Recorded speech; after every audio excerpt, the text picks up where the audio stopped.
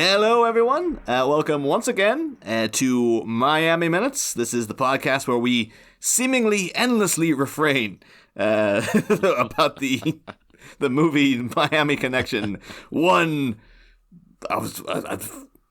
minute at a time. I was going to try to add something else. Why put a hat on a hat? I'm one of the hosts, Niall McGowan. And here, still planning to stop all the senseless killing. I'm here to tell you to stop it, all right? Just stop it, okay? Stop it. Stop Just leave it it alone. It's not on. It's not acceptable. I am your other host, John Parker, who's slightly improved in the illness stakes from last time we recorded. You may hear it in my voice, people. I'm almost back to normal. Last time all people could hear was the beep, beep of the various machines in your hospital room. But now you're back, baby. I did it live from the hospital bed. But yeah, so jump right in here. Minute 23, which opens with some seconds from Against the Ninja, and it ends once again a minute later with some seconds from Dragon Sounds Against the Ninja. I'm pretty sure if we go through last minute's recording, we will have been like, oh, the song ends next week, we're fine. It's like, nope. The little chill I got as I was watching, I was like, man, they're saying that one line a lot. And then realizing, like, oh, it's not over. Like, it's the end of this minute. They're still in the middle of the song. Oh, they sure are. But you know what? We'll get to it. But it ends there with the greatest solo in rock history. Oh, baby, yeah, yeah. But this must be, like, what, Against the Ninja month? Like, how long's it been? It's been at least 3 minutes already. So. Against the Ninja month. We're going to celebrate that yearly from now on, listeners. Every year is the only song anyone's allowed to listen to is Against the Ninja. And variations thereof. That's how I operate. I don't know if it's because I'm, like, neurodivergent or whatever, but when I get into a song, that's all I do. Like, there's a band I like called the Randy Savages. And, and they brought out a new EP this year, which I didn't realize. So it's a few months old now, but I found out, and it's like I literally had the song on NWO Wolfpack about 40 times a day. Are all their songs based around Macho Man catchphrases, or is that too much to ask? No, they're all based around wrestling, which most of them are Macho Man. One of the best ones is Be a Man Hogan. Oh, of course, yeah. Classic. They cover that, and it's amazing. Running from Macho, that's what I heard. It's really good. And they've got like a love song about Elizabeth and stuff. I always misremember the lyrics to Be a Man Hogan, because I always think it goes, be a man, Hogan. That's what I was running from Macho Man. That's what I heard. And then he says something about being a turd. It's like, be a man, Hogan. You're just a turd. Running from Macho Man's what I heard. It's like, I mean, it was the early 2000s. There might be a chance that Macho Man's worked turd into his vocabulary, but I could imagine it. He does mention him being a punk a lot.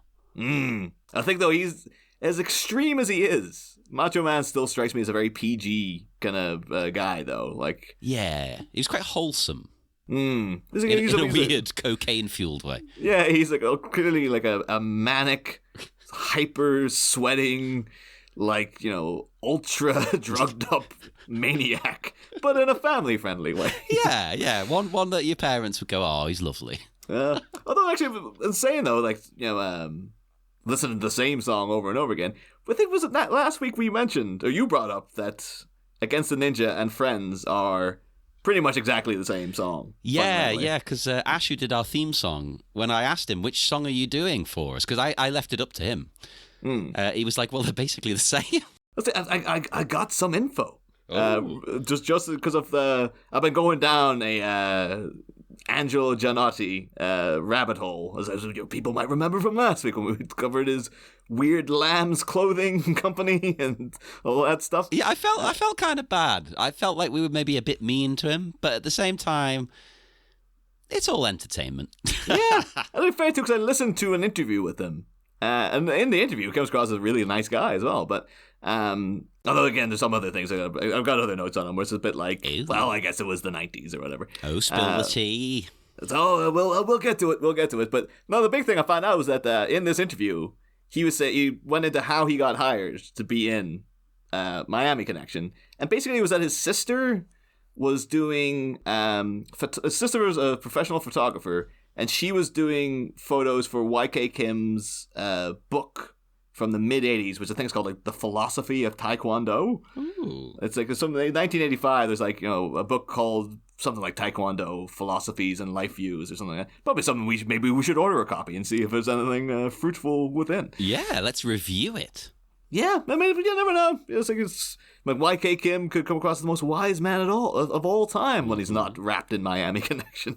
But yeah, basically, so when she was there taking these photographs, YK Kim was like gearing up to make Miami Connection.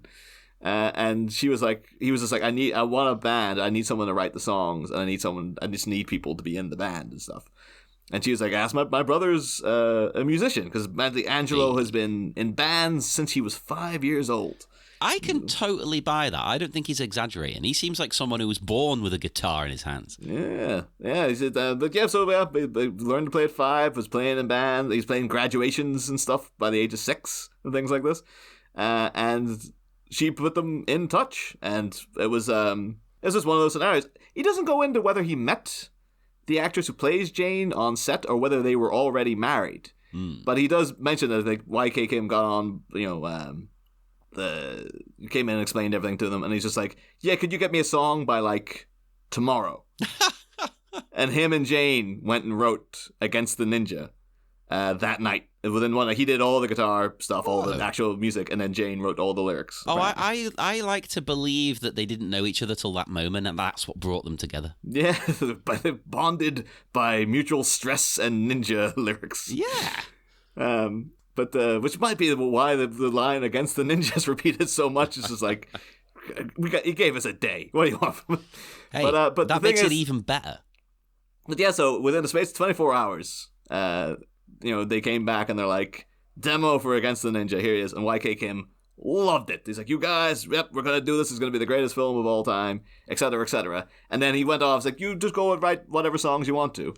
And apparently Angelo went and wrote a synth-based sort of epic. Like he says, like it was raging guitars, but it was all based very, very synth-focused. That's kind of, more ominous and more big. I mean, imagine it'd be more like his sort of Yes kind of approach to things, a prog rock dragon sound. He did that for the movie? Yeah, this was for the movie. That wouldn't fit the movie. And the thing is, he brought it back in, and he says, I was very, very proud of this. Brought it in to YK. He always calls him Grandmaster Kim. I think it must be the thing. If you know YK Kim, I guess everyone calls him Grandmaster Kim. All the time. Basically, everybody I've heard talking about him always calls him Grandmaster or the Grandmaster. Yeah. And he just goes, played it for him, and Grandmaster Kim was like, I hate it. That's the worst thing I've ever heard in my life. That stinks. No, I'm not putting that in the movie. Oh, I bet he didn't say that. I bet he just said like, oh, I don't know if it'll work. You never know. Maybe he's more Taskmaster Kim. That might be his problem. But he's so then Angelo was just like, well, what am I gonna do? He liked that Against the Ninja song. Maybe I'll just rewrite that and just went and just changed the key. And then just put the lyrics. I'm assuming Jane put down the lyrics for Friends, and then they're kind of like, "Do you like this, YK?" Like, "Oh yeah, it's great. Yeah, we'll use that." Oh, it's amazing. Yeah. So apparently, I don't know if YK Kim was aware that it was the same song, just repurposed. Oh no, I fully believe he had no idea. He probably thought he was hearing it for the first time. Yeah. But yeah, that is that's why those two songs sound so alike, and and that's how he got involved in Miami Connection. He apparently says very soon the rights to the songs will revert back to him. So he's planning to I'll release all the unreleased material that I've got stored from the 80s. I'll do that. And then he started joking around. I was like, yeah, we might finally do that tour of going to all our home countries. And yes! Because he's very aware, when they're interviewing him, he's like, oh, the movie's hilarious. Yeah, I absolutely love it. But but he keeps constantly bringing up lines from it and going like this, oh my God, this thing. I love it when someone is not only fully into the trash movie they were in, but understands it was bad. Yeah. Because you do sometimes, there are people like him from Troll 2. Oh, yeah. Who, I love him. He seems like a nice guy and everything, but he doesn't seem to fully grasp why people like Troll 2.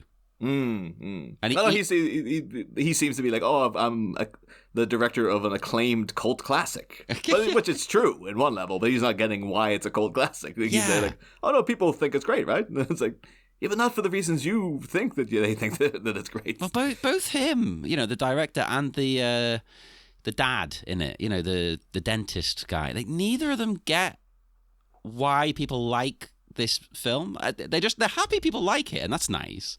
But they've got the wrong end of the stick. Yeah. So it's refreshing to hear that he's like, he's fully understands. Like, oh yeah, it's like not good in a traditional sense, but who cares? It's fun. But one other thing too, he mentioned in it, and then he does have a very outdated website as well. I should hope so. That fits his brand. But he mentions apparently he's a big session guitar player. Apparently he played for the Backstreet Boys during the 90s. So that's what Angelo was up to all that time. Those kind of jobs are underappreciated, I think, because these pop groups and stuff, people don't realize they do like quite a lot of the time have actual musicians playing the music live. Oh, totally. They just don't get any props. They're just sort of hidden away a little bit. Well, that's always the my dad's a musician himself. He's a massive fan of this band, the Wrecking Crew, and the Wrecking Crew were the session recording players who played on nearly every song from the 1960s. Like everything, like you look into like the making of Good Vibrations by the Beach Boys, and you're like, Brian Wilson's a genius. Oh, the Beach Boys are great. It's like, Brian Wilson's great because he was there. The rest of the Beach Boys had nothing to do with that. Was it this other group? Yeah, they got in the Wrecking. The Wrecking Crew was in with Brian Wilson working on that Smile album. Like, for friggin' ages. The rest of the Beach Boys would come in and do the vocal parts and then just go away again. But then the actual people sitting there playing, like, having to deal with Brian Wilson's mental breakdown was the Wrecking Crew. It's great documentaries on them. It's actually even in The Marvelous Mrs. Maisel. It's like season 3. Like, she goes out in the road with this guy who's very blatantly based on Nat King Cole.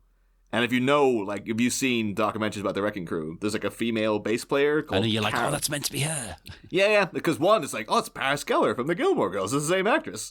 And then her glasses and her hair, it was like, she's supposed to be Carol from the Wrecking Crew. I know who that's supposed to be. So, but yeah, so the like, he mentions in this interview that he's like, oh, I played for the Backstreet Boys and stuff. And then he's like, on his website, it's Pride of Place. It's like, oh yeah.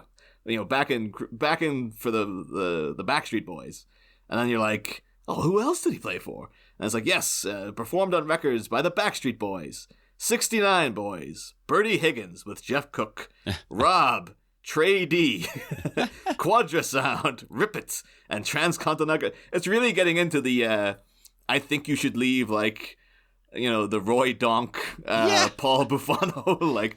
Oh, the 69 Boys? They played in the Colgate Comedy Hour. It's like this list of people. You're like, I have no idea who these are, man. That can be bonus episodes. Let's review each of those records.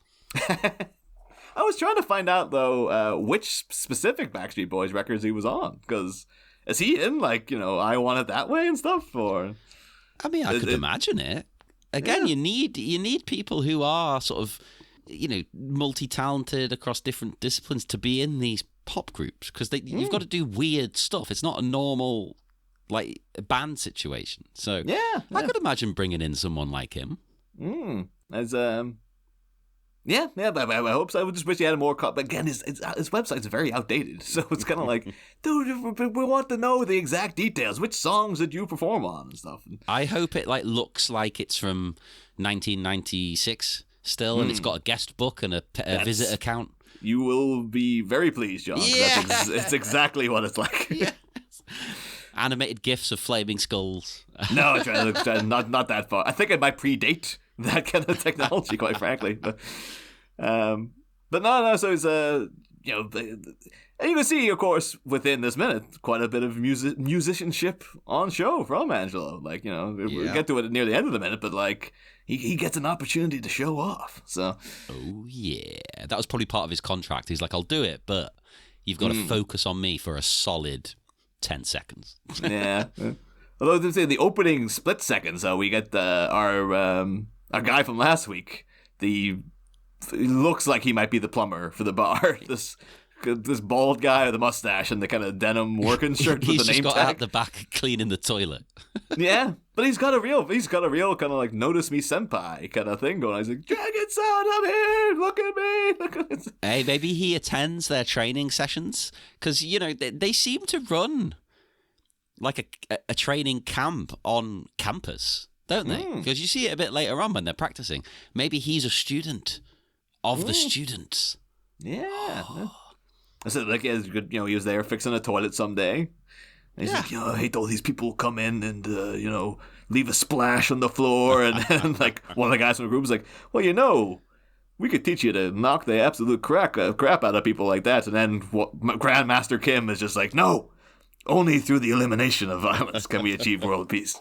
But also, yes, we can. We can teach you to kick the crap out of somebody who does that. Only through the elimination of skid marks can we achieve world peace. Only through the necessitation of splash guards can we achieve world peace. Oh, yeah. Some people, listeners, you might be part of this group. If so, listen up.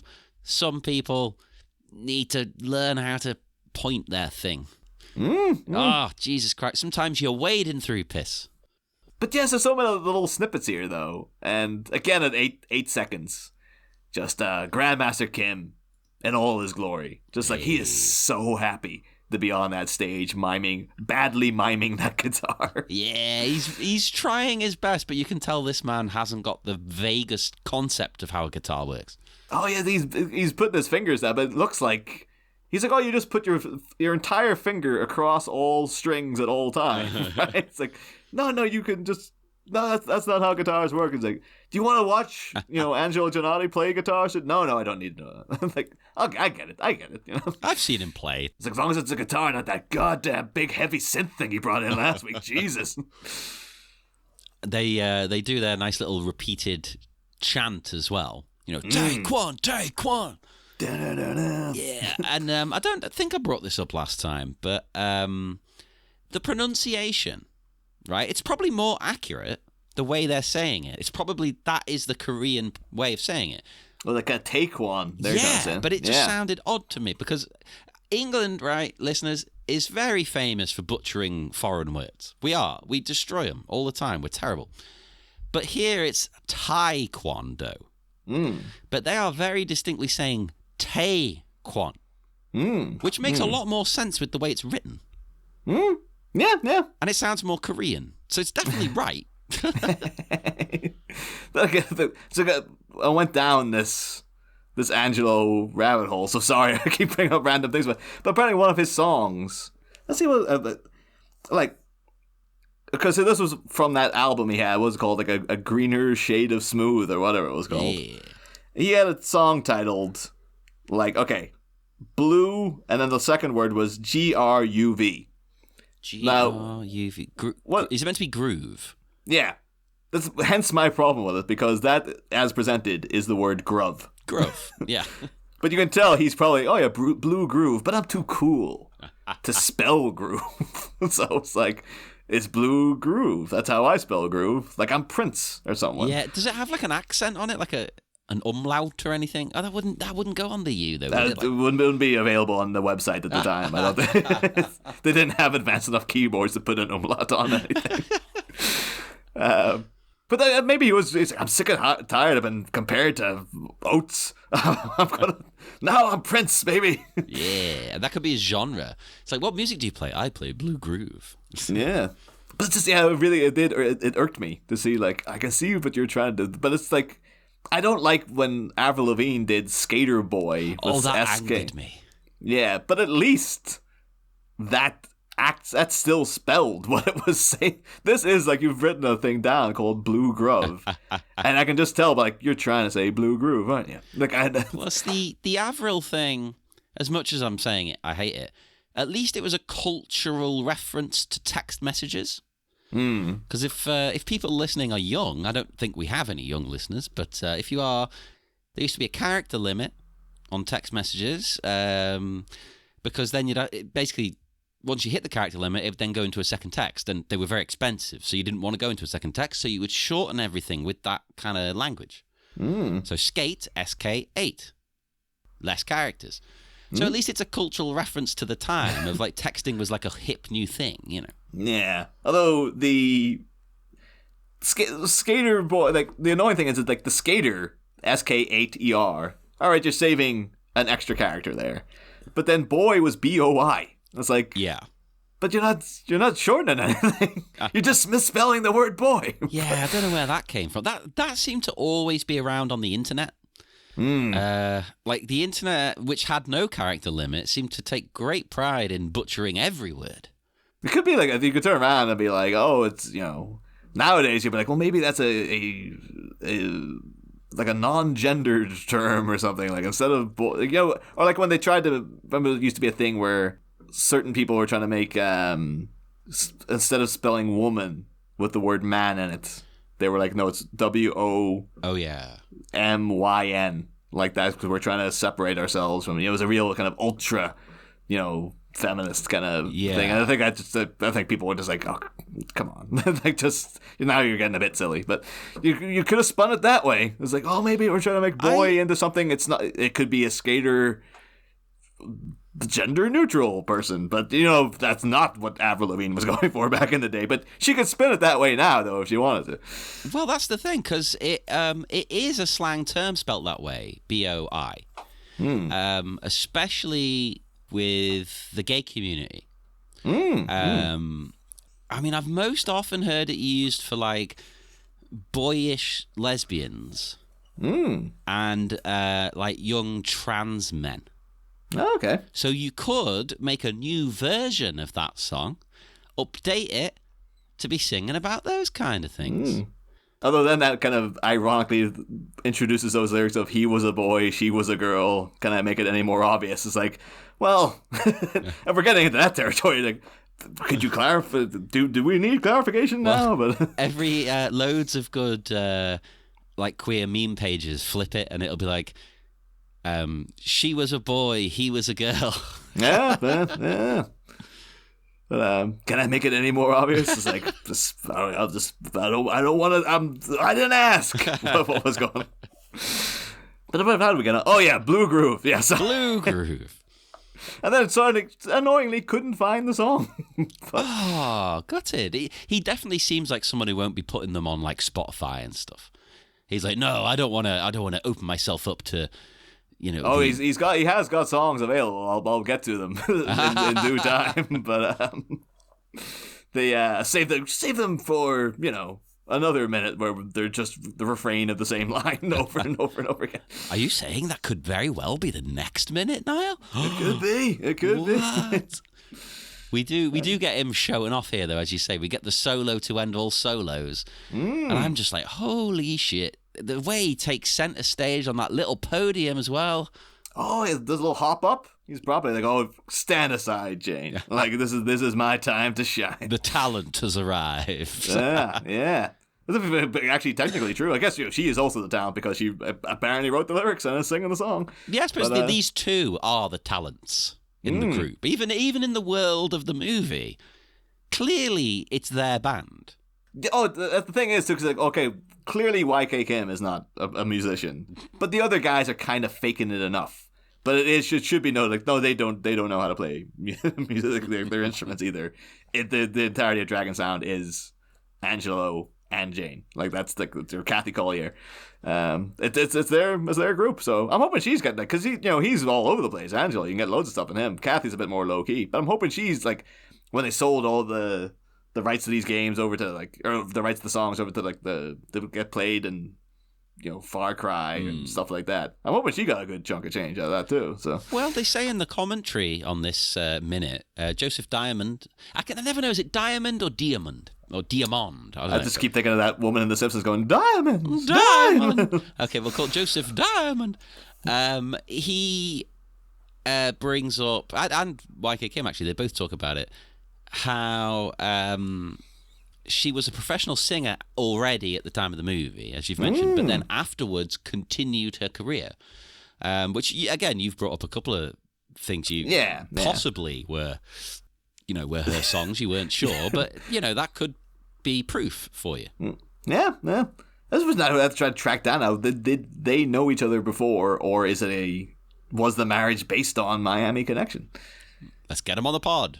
That's it. That'd be a great rom-com, though. Just like, random singer gets hooked up by like, oh yeah, her friend's a photographer, and her dork brother with his wannabe, Daryl Oates look comes on, and then the two of them, they don't like each other at first, but then Grandmaster Kim tells them they have to write a song in one night, and then they're like, all right, what do we got? What's the movie about? Ninjas. Like, what else is it about? Ninjas. Like, that's all we got in the script so far. It's about ninjas. Like, what? Then a week later, we got another thing. It's about what? Friends. Okay, I guess we can write another song about that. Yeah. Give us 20 minutes. Yes. Oh, I literally just have to change the key of this song over here. And Jane, you go and do the hard work there, I guess. Yeah, he does leap in. We'll say, too, just beforehand, I did enjoy In the Crowd. I don't know if there are a couple, but around 22 seconds, there's, like, two people dancing. The guy in the back, too, has got a real kind of, like, testify, like, waving his arms kind of thing going on. Oh, yeah, these two. I love these two. But I'm assuming this is a date night, and they're weird. They're either on a date and they've chosen to wear matching T-shirts. Because they're the same distinctly 1980s shade of, like, turquoise. Oh, yeah, that's a blue you don't get now. Oh, yeah. I think it was they only discovered that tone in 1982. And they're like, we're riding out the decade on this now. It's a much missed colour.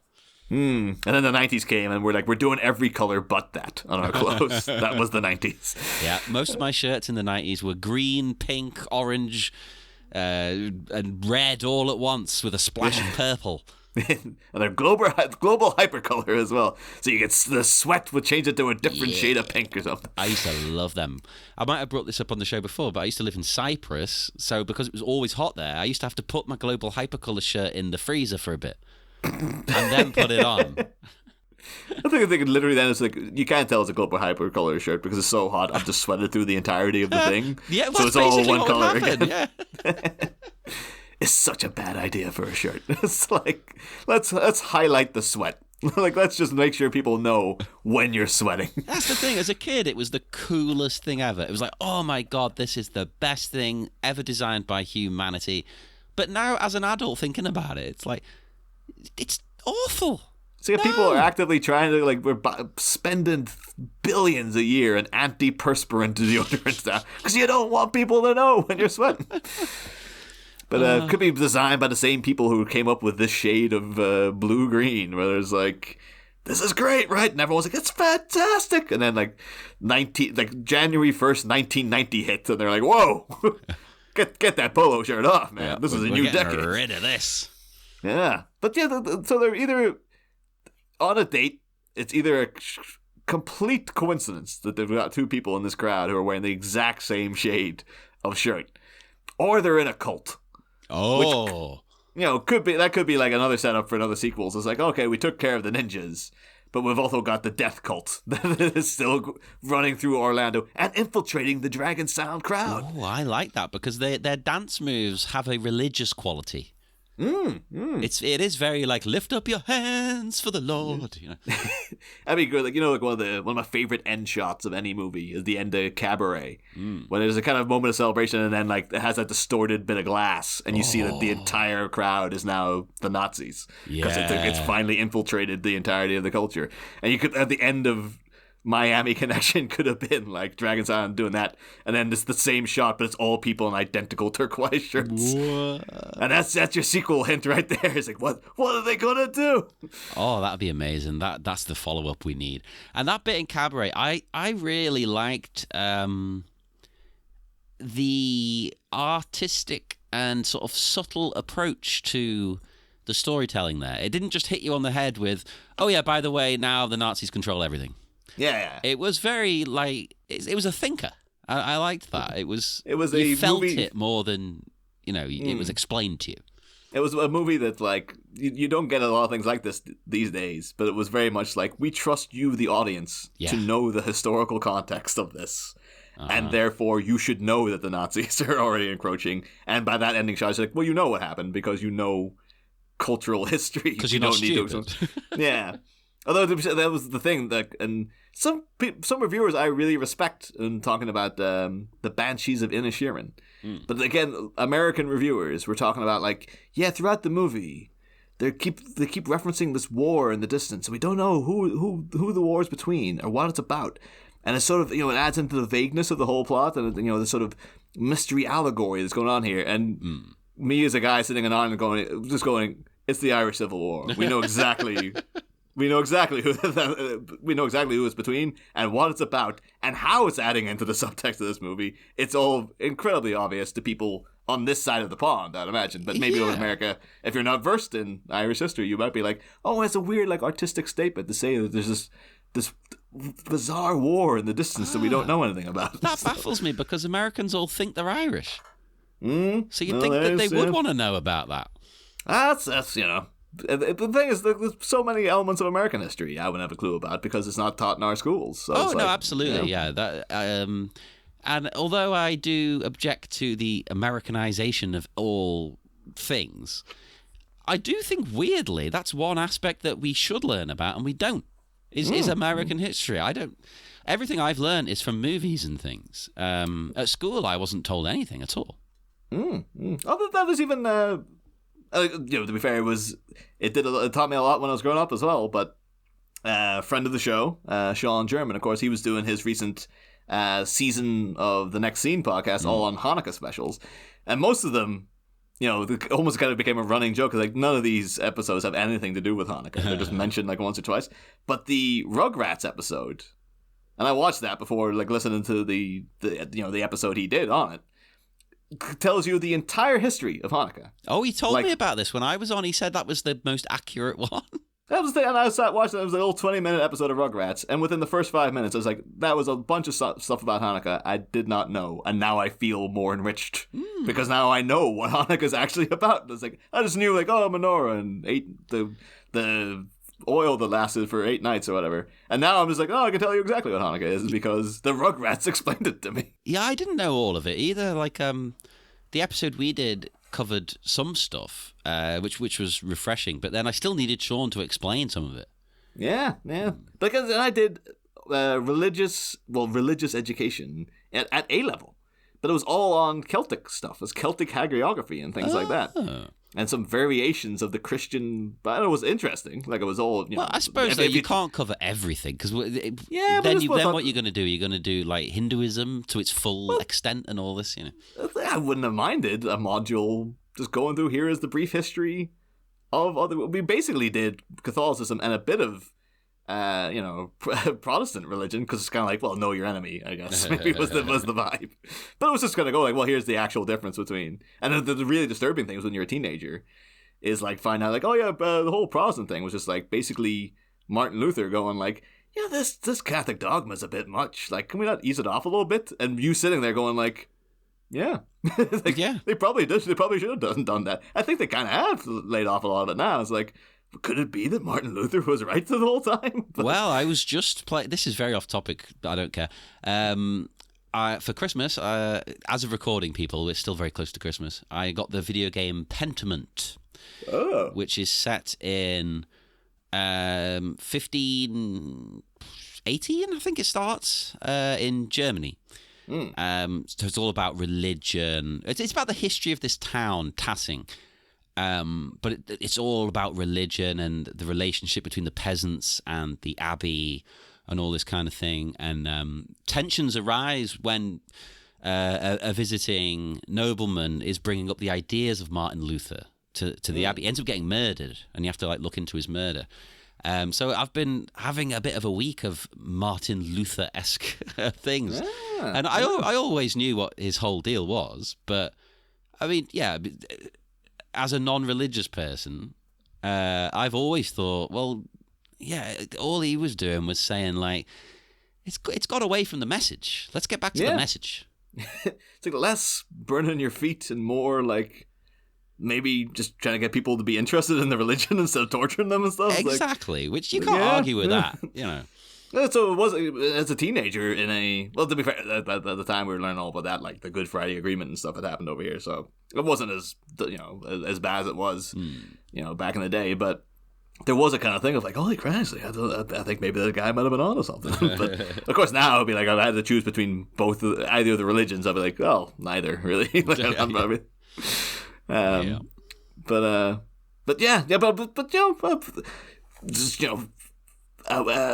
saying like, we kind of all learned everything about each other's companies, but I would have liked to have got a little more American, because we did do American history in A-level as well. We covered Vietnam, we covered the Cold War, all that stuff. I would have liked that. I didn't get to do any of that. We had so many years of boring friggin' like all the little hints of things been interesting with like the Normans and stuff like that. But then eventually you get into like a lot of English history. It's very, once you're past all the bloody stuff, all the actual violence, once it's no longer, the world traipsing, nightmare that the British Empire used to be, it gets very dull for a while. I had weeks and weeks discussing Peel's corn laws. Oh yeah, that good, yeah. It's insane, so boring. But then when you get past that, and they're like, if you stick around for History A-level, we'll give you all the dirt in Vietnam. You're like, oh, Christ, yeah, I know Vietnam. I hear about it in the movies all the time. So now I was like, I know all about it. I know when they mention things in the movies, like, I know exactly what that is. The Tet Offensive. I've learned about that back in history. I can't remember how we got onto this.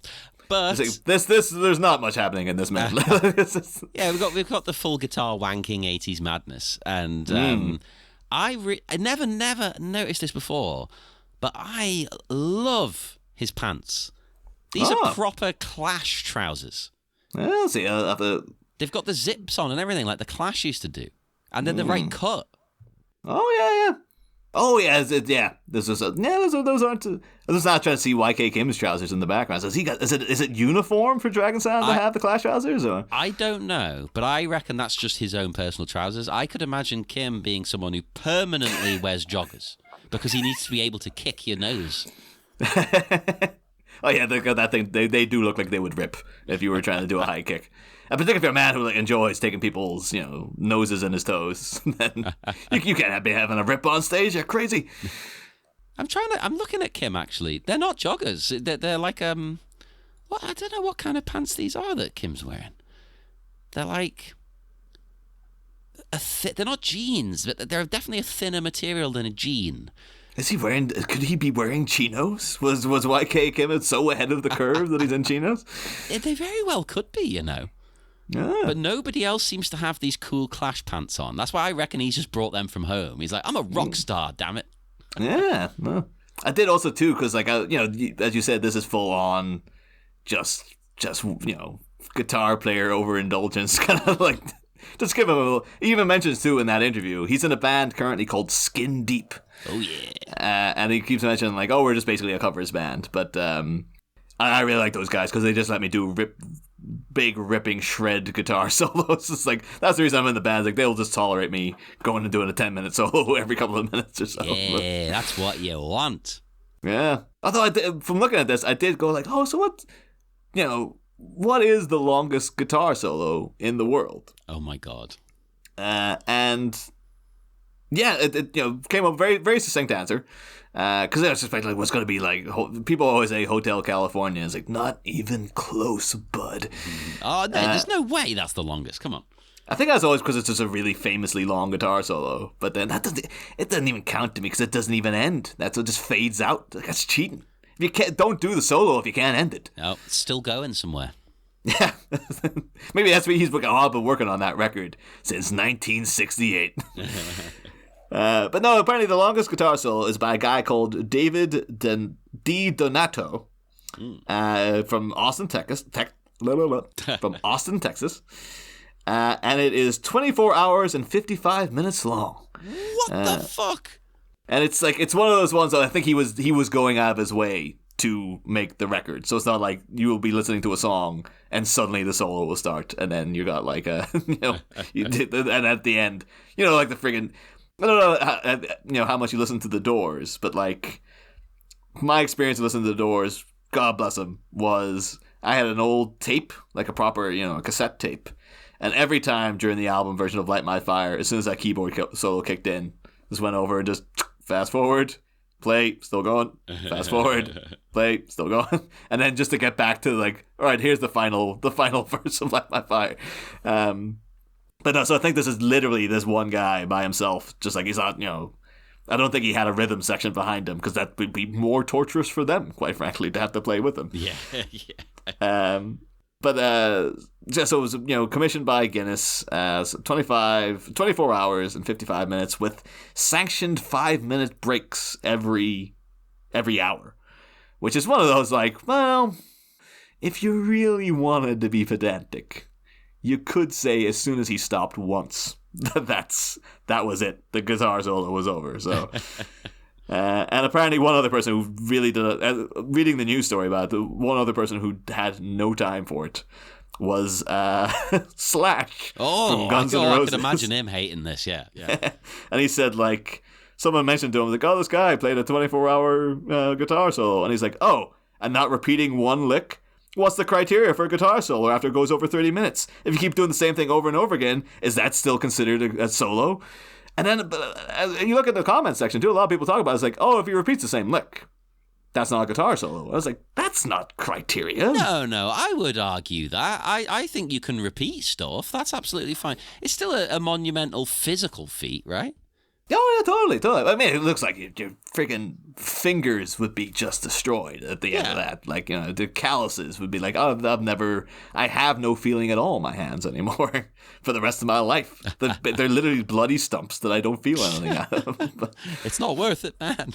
Do you have a favorite guitar solo, though, John? So no, I don't think, maybe I'm wrong about this. You don't strike me as a big, like, guitar guy, like much in the way like our friend Gaz is a guitar guy. Like not in that way. No, he would sit around listening to just guitar playing.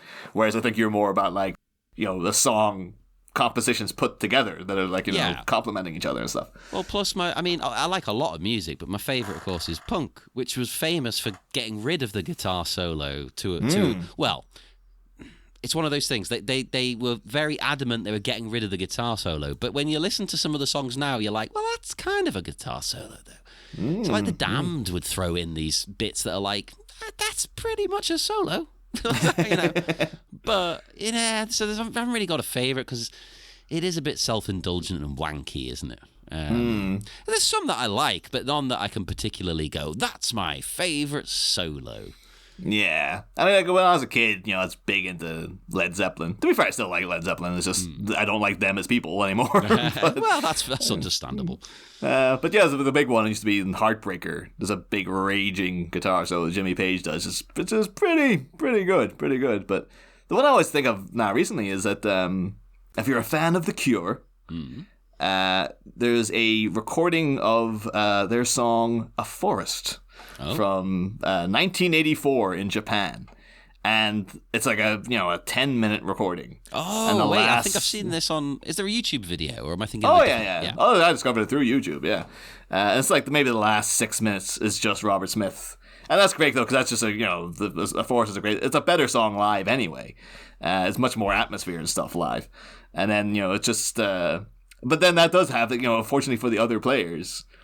It's just him, raging this big guitar solo, and then the rest of it's just the keyboard playing, going dun, dun, dun, dun, like over and over and over again. I think as well, post-punk bands, the way they do solos, it's in a different way. It's not showing off. It's like it creates an atmosphere more than anything, doesn't it? It's it's a different vibe. Well, like Public Image are one of my favorite bands, and you can't even call the guitarist stuff solos in that because it's all weird and it all creates a vibe, Oh, this is like this, it's all of course they have the big, everything's just blacked out and it's just the green light and stuff, and then it just it gets to a point and it starts slowing down and it just sort of trickles out as a solo, and of course it always has to end with like the bass player always just does that dun dun dun dun. So because of the entire song, he's just on the stand going dun dun. Waiting to go like, okay, can I end this now? That's the ending of the song. maybe he gets to dictate when it ends. I think that must be just like, ooh, Robert, man, like, just end it, No, the people are feeling it. The people are feeling this. Oh, yeah, that crowd is, without a doubt, loving this. I mean, I would. It's the greatest song ever made. And again, on the commentary, Joseph Diamond, he says, I just loved this description. He says how this song is about how, the ninjas they're singing about are martial artists who are very skilled, but have gone down to the dark side. He says how Taekwondo is everything good, and thus the movie is a classic battle of good versus evil. The ninjas have gone, they're without honor. Yeah. That's their problem. Yeah. So he's acknowledging their talents. It's like, no, they're wonderful martial artists, but they've been corrupted, Also, it just reminds me of the end of that first Turtles movie when Splinter takes out Shredder. And so that whole death comes for us all, the Rokusaki. But when you die, it will be much worse, for you will die without honor. My God. And then he just defeats him in the easiest way. But after the friggin' Shredder took out all the turtles, didn't sweat once.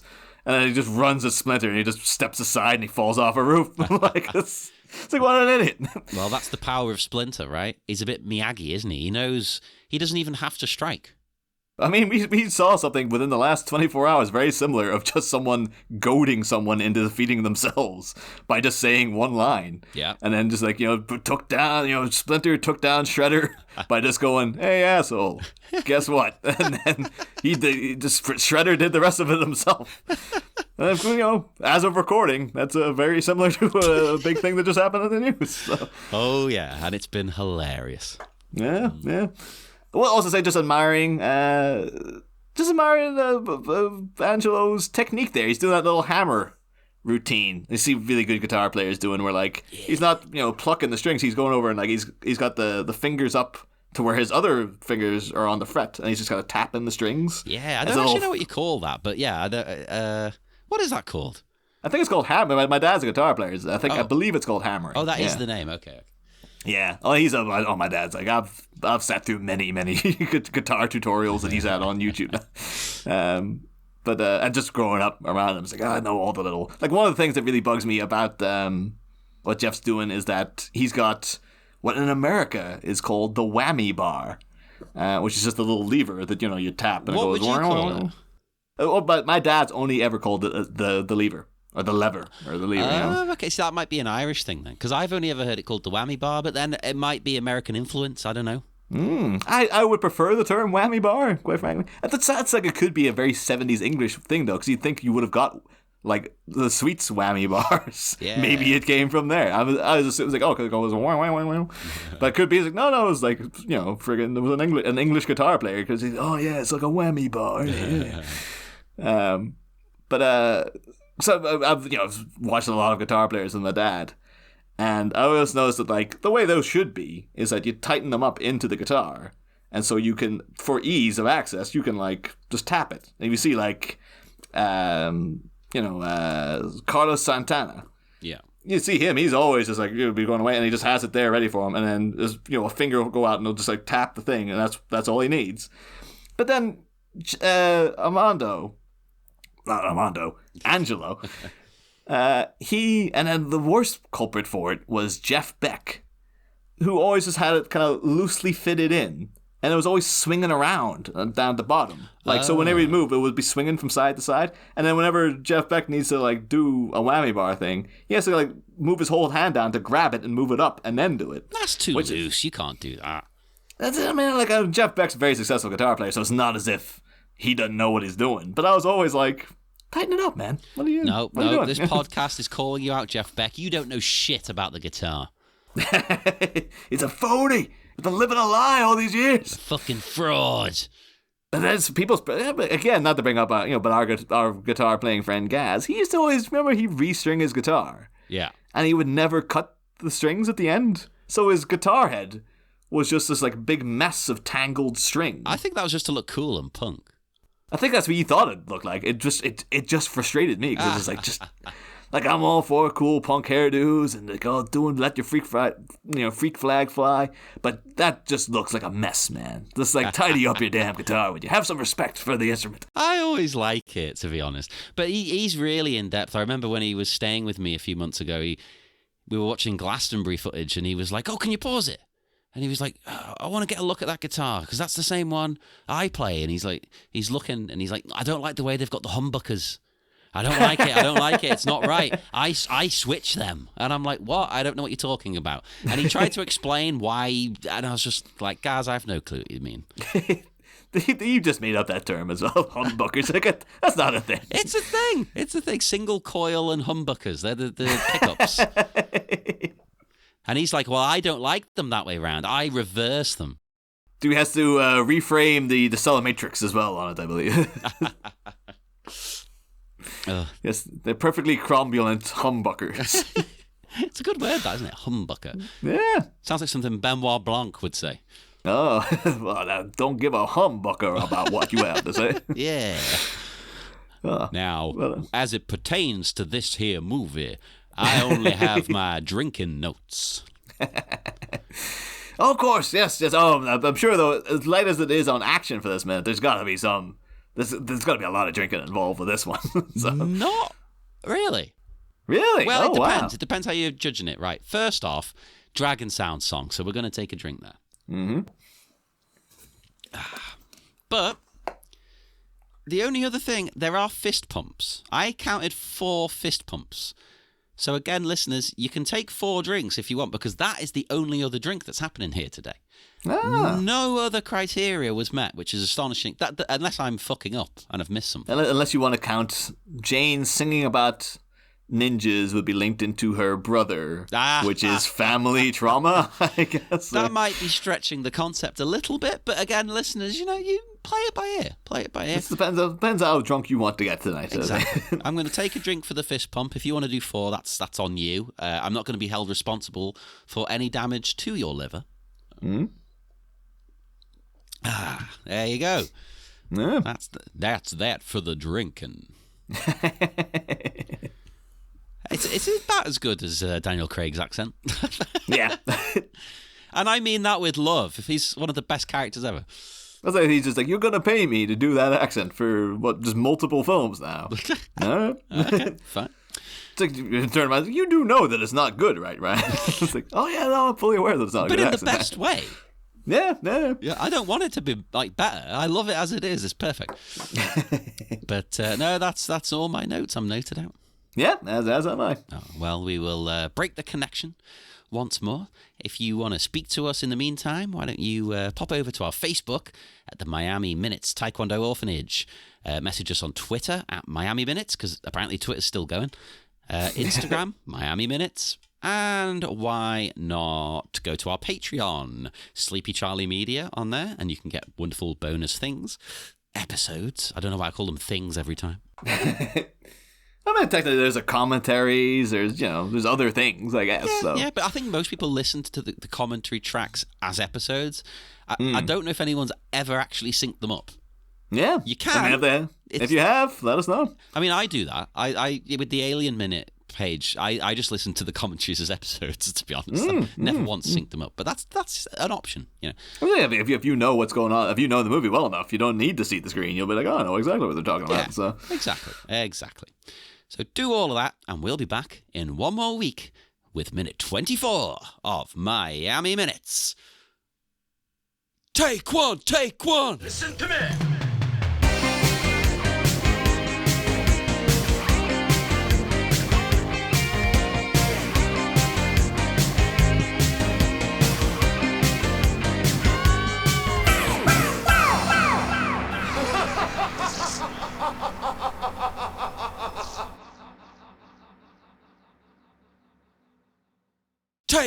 Take one.